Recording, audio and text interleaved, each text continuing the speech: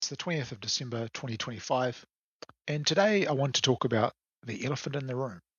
That is the human condition.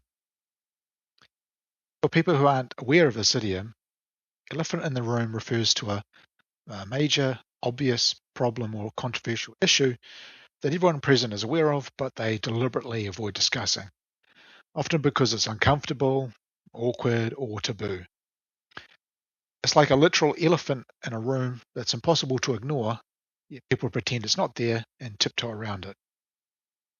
Apparently, the origins of this saying is that in 1814, Ivan Krylov, if I'm pronouncing that correctly,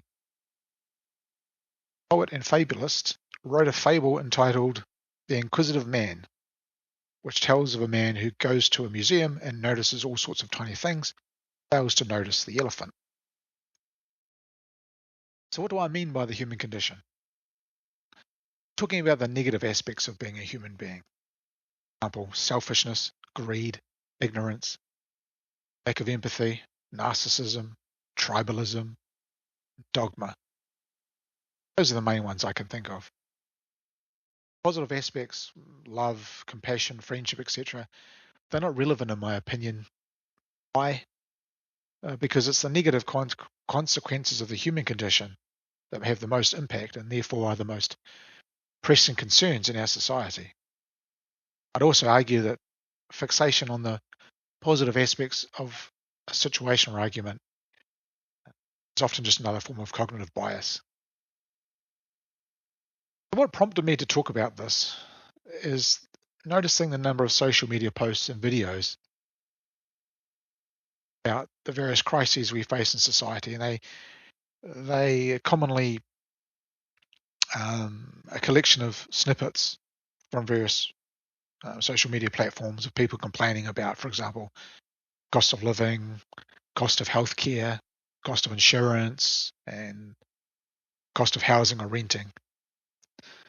Most of these appear to be focused on the US at the moment, but there's also people in Australia, New Zealand, and the UK, maybe all around the world as well. But I'm just describing what I'm seeing from the algorithm that I'm being fed. What I noticed about these posts was a commonality where people would complain about, for example, the cost of eggs, but they would really attempt to determine who's at fault, i.e., root cause analysis.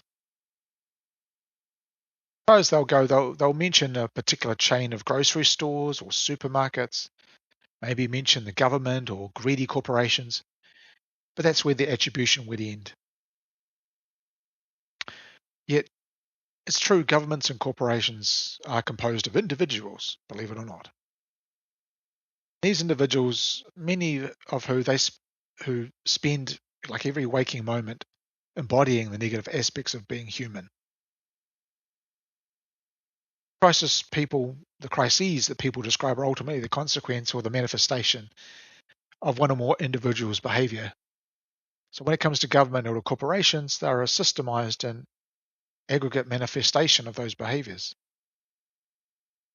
That aggregate manifestation, in other words, like multiple people engaging in the same type of behavior, whether it be in collusion with each other or not, it results in an amplification that collectively we become more aware of in society. Why is there a reluctance for people to perform this root cause analysis? What I call following the causal chain of events. Is it ignorance? Cognitive dissonance? Do people just not have the time? Perhaps their ego gets in the way because they themselves may be guilty of the behavior that they accuse others of engaging in. Sort of a subconsciously, subconscious sabotage, as it were. Admittedly, it's uncomfortable for most people to look in the mirror, to be critical of their own behavior. Unfortunately, the parasites of this world are the least able or willing to do so, yet they are the worst offenders. People argue that nobody's perfect. This is self-evident, but the danger of such an assessment, to me, is that this can result in an unconscious resignation instead of a realization, and realization of one's behavior is at least a starting point towards some form of resolution. Back to the idea of root cause analysis. I think the reason for the human condition can be summarized because of our primitive animal nature. After all, we're just basically cavemen with smartphones. Being greedy and selfish, for example, it's a survival mechanism that's likely responsible, at least in part, to where our species thrived in a competitive environment. Nature doesn't have morality or ethics. These are human constructs and features of a stable society. But once that stability is compromised, we tend to revert to our more primitive instincts that assured our survival throughout history.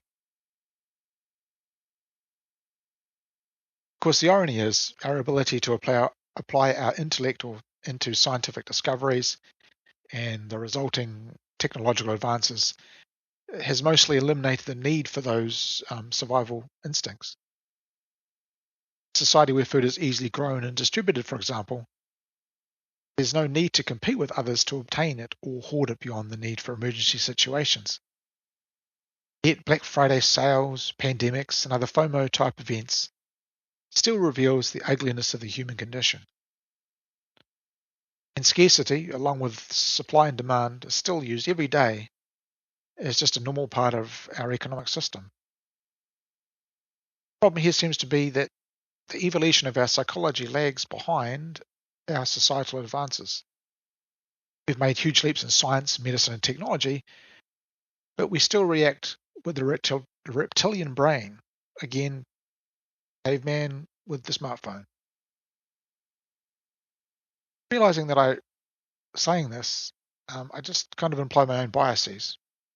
And that is that our evolution in terms of how we think will be positive toward, for example, being more empathetic. But it may simply be that nature favors a form of evolution where our negative human traits are amplified. After all, aren't those selfish billionaires surviving better than you and I, and thus nature favors them? Or is it vice versa, and we're simply complaining because, as a poor person, we're on the negative side of how nature works? The way of looking at this is to ask yourself the question, if I'm an immoral person, for example, I cheat on my spouse or financially rip someone off, does nature reach out and punish me for that? Of course not. People may argue that karma will inevitably punish a person for their misdeeds, but even when that occurs, that to me is simply cause and effect in action. It's not an inherent mechanism of nature that we can measure and observe as a consequence of immorality. I just realized after saying that I'm going down the road of being a nihilist. That's another video for another day. The other thing is these negative aspects of the human condition are also masked and obfuscated by popular euphemisms that hides people's true motivations. Labels such as entrepreneur, business person, politician, leader, property investor are synonymous with selfishness, greed, and narcissism. In fact, the use of these euphemisms in this way, to me, seems indicative of psychological manipulation to hide the true nature of the human condition. From a personal experience, I recently had to deal with the negative aspects of the human condition in a way that's stood out to me over the last couple of years. That was with a landlord and the landlord's agent when I was renting and ending my lease. And what happened is the landlord's agent went into the house and they filmed everything and then reported it back to the landlord. They then accused me of damaging the laundry and showed me the so-called evidence. The walls looked like there had been smoke damage in a fire. However, that existed when I moved into the flat and had already been documented by another agent for the same landlord. So when I mentioned this, I got no reply, and the matter was quietly dropped without any word of apology. Next, they accused me of not keeping the flat clean by showing me the top of a dust-covered cupboard in a photograph, which was 2 feet away from the roof in the corner of the kitchen and required you to climb a ladder to even see it, let alone clean it.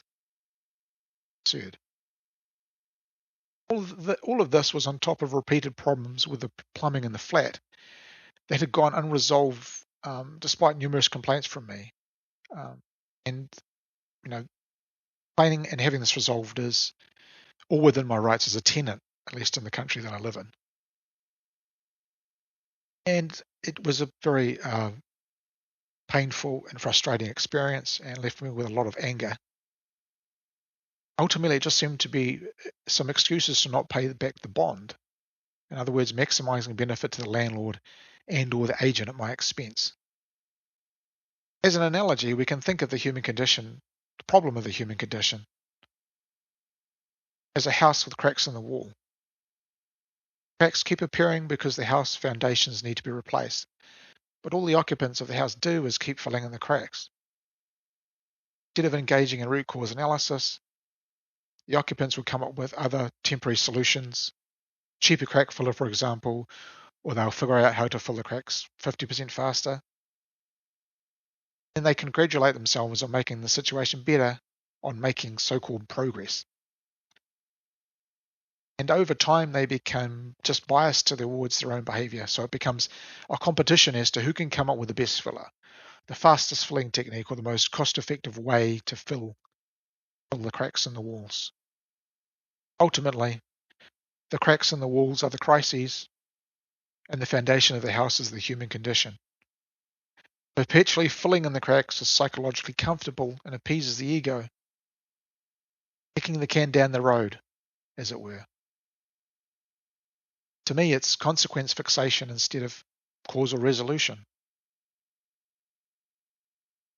I think if we don't collectively address this elephant in the room, who and what we are and how that manifestation negatively affects everyone, there's no true meaningful progress to be made. Use another analogy, we've got the handbrakes on and the wheels are just spinning. And now the rubber on the tires is starting to disintegrate. Let me know in the comments what you think. I'm kind of interested if what I'm talking about makes any sense to you. Bye for now.